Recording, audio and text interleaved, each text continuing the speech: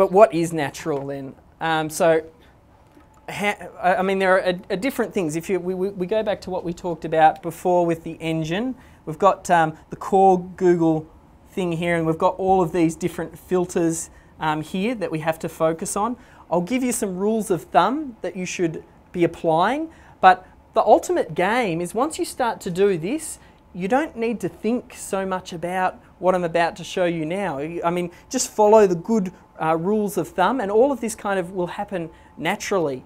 I think what you need to first think about is when we start building links back, don't always use the same anchor text for all of the links. Like on all of these different properties, you don't always want to use exactly the same anchor text.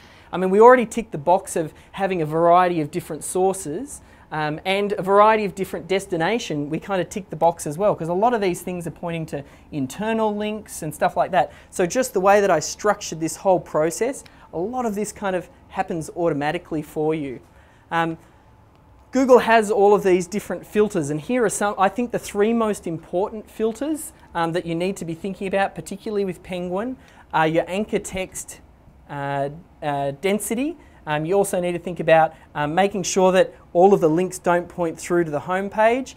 Steve and I had a little bit of a discussion about this because we looked at the Shoes of Prey website, and most of his websites most of his links do go through to the home page, but I think it depends on the type of site. If you're an e-commerce page versus an informational-based page, e-commerce is probably going to have more links pointing through to the home page, whereas an informational-based site might have more deep pages. Yeah, I think quite right.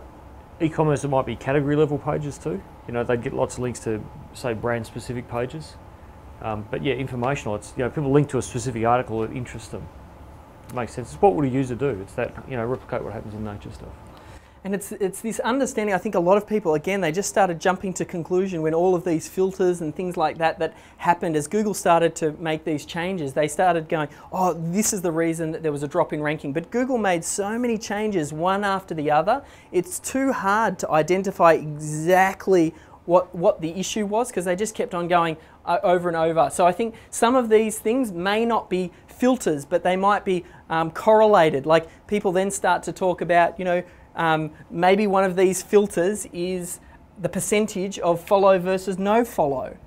So what is the right number for that? Okay, and then link relevancy. You can just go to town on this. There's so many different potential things. I think the three most important ones to focus on are anchor text density, where the links are pointing to, and the source. And just quit worrying about follow versus no follow, build no follow links. Just don't even think about it. Same with page rank. If you're doing all of this, you'll get a variety of different links back to your site with a variety of different anchor texts.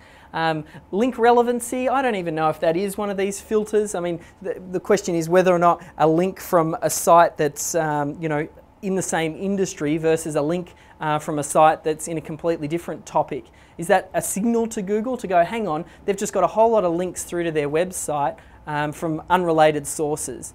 But again, this happens naturally for me. I only focus on these three. So as you're building links, you're putting all of this content out there, and as that content is linking back through to your website, just pay attention to the top three, and I'll walk you through those.